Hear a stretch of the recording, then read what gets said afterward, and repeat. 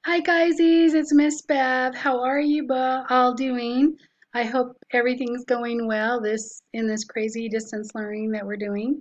I hear that you guys are doing really well, and that's exciting to see how well you've adapted to everything.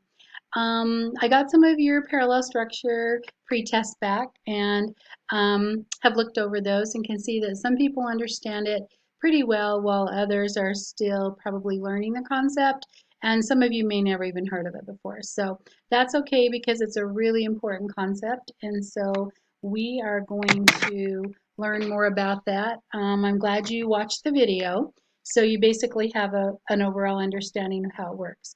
I'm going to minimize myself a little bit down here so that I can bring up this beautiful stack of pancakes. Hopefully you all had breakfast or lunch and you're full because this would make you salivate, right? I think this is a really good illustration of parallel structure.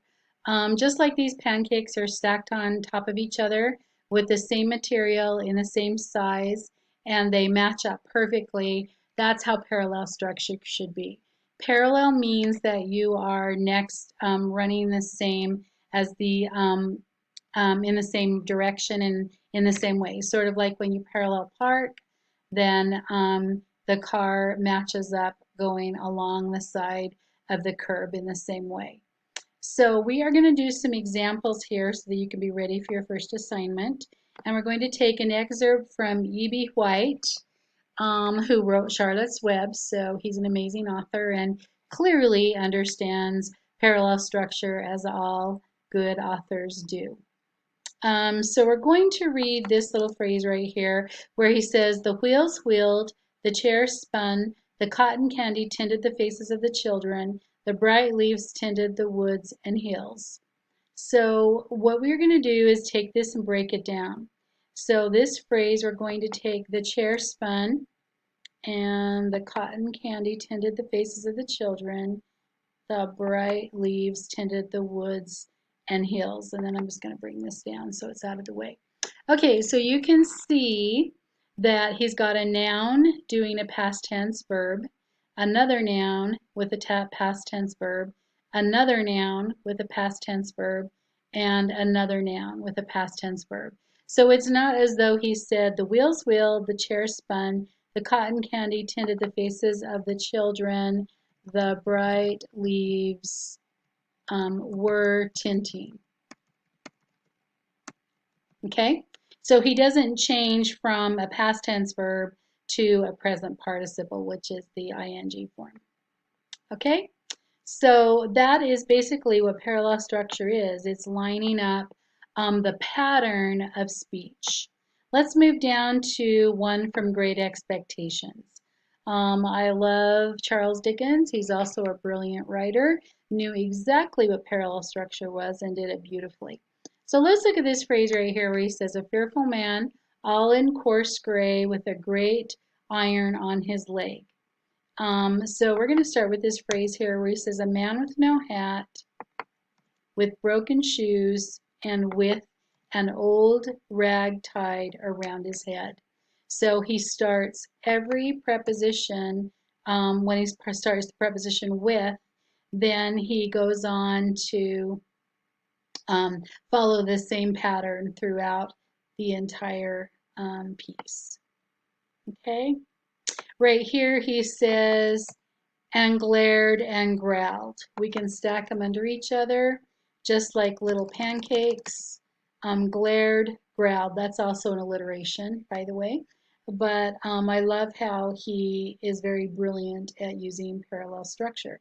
He also, and whose teeth chattered. So he's using 3 past tense verbs for that. Okay? Here's another example by Tom Robbins. He says, humanity has advanced. When it has advanced, not because it has been sober. So let's do has been sober and move it down.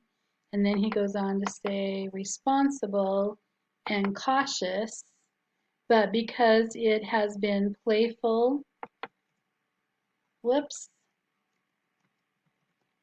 deleted that accidentally, rebellious, and immature. Okay, so he uses six descriptions, single word descriptions to describe um,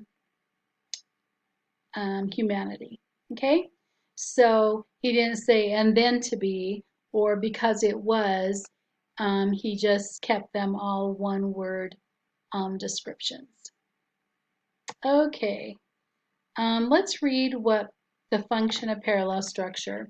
It says right here, parallel structure creates fluency in writing and enhances readability as it uses patterns of words in a way that readers can easily follow and relate them to each other. It makes language appear refined, especially in writing and advertising, and it also lends consistency to professional writing. Okay, so that's an important thing to remember. That's why we do it. The writers of the Declaration of Independence, that whole thing is just dripping with parallel structure.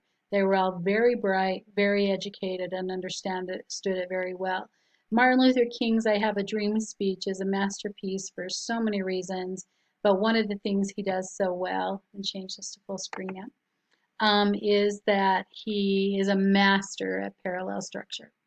So anyway, I hope that that helps you understand it and you can do your first assignment. Talk to you later. Good luck.